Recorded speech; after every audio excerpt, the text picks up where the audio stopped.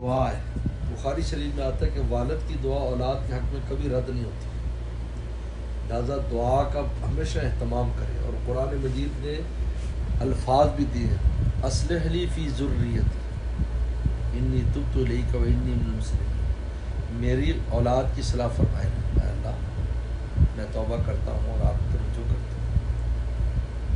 سب سے پہلے یہ ہے، اس کے بعد ہمیشہ ان کے کریکٹر پر نظر رکھیں، یہ نمبر 2 ہے۔ ہم ہر شے پہ کریکٹر پر نظر نہیں کرتے، کردار پر نظر رکھیں، کردار داغدار نہ ہونے دے بچوں کا۔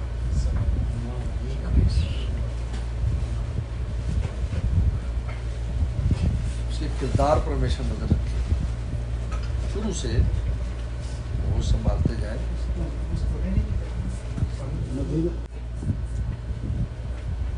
نمبر 3، دینی تعلیم ضروری ان کو آنی چاہیے۔ ان میں قرآن مجید پڑھنا ہے، موٹے موٹے مسائل ہیں، خصوصاً بالغ ہونے سے پہلے ان کو یہ مسائل آنے چاہیے کہ بالغ ہونے کے بعد کیا کیا چیزیں مجھ پر ذمہ داری آئیں گی۔ اس میں بچیوں کے بارے میں بہت کوتاہی ہے، کئی سال گزر جاتے ہیں، ان بچیوں کو پتہ نہیں ہوتا کہ ہم پر کیا ذمہ داری اس کی، ماں باپ بھی نہیں بتاتے، توجہ نہیں کرتے، اور چیزوں پر ہے، اس پر نہیں ہے۔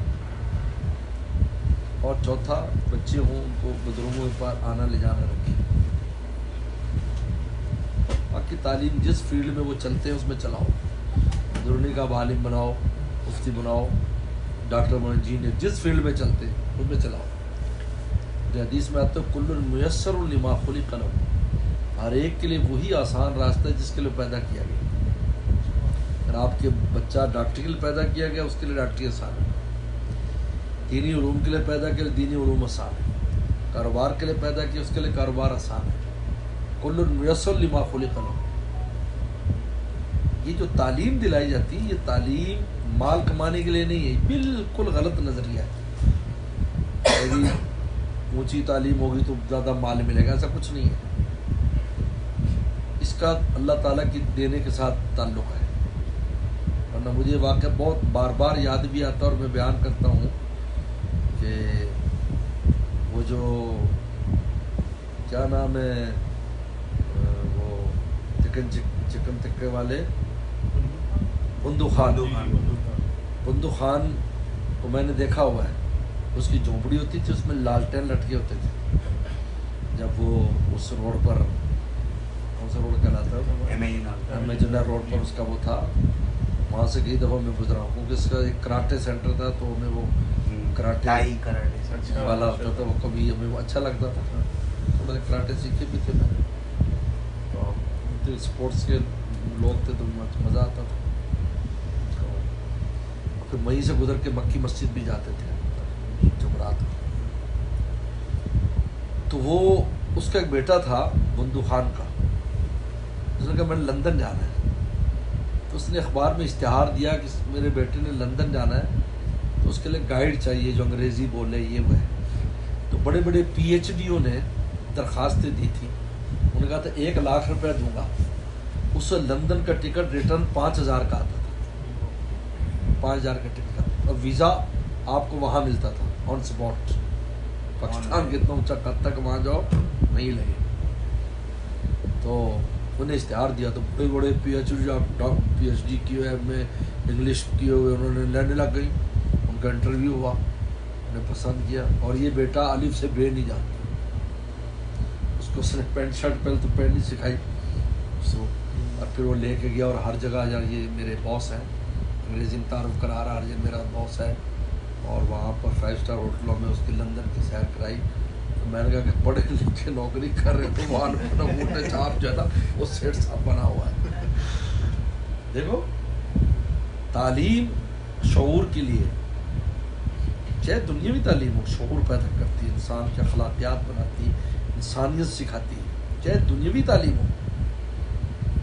جہالت شریعت نے پسند نہیں کی، اس لیے پیغمبر صلی اللہ علیہ وسلم نے بدر کے قیدی میں سے جو صرف لکھنا سکھا دے، عربی کیسے لکھنی، ان کو لکھنا سکھا دیا انہوں نے، तख्तियों पर फरमाया जाओ तुम्हारे फिदिया आज़ाद कर दिया उसको। तो आपने उनसे कोई दीन तो नहीं पढ़वाया ना, वो काफिर थे कहती, उनका भी लिखना पढ़ना सिखा दो उनको, बस आगे हम जो काम में।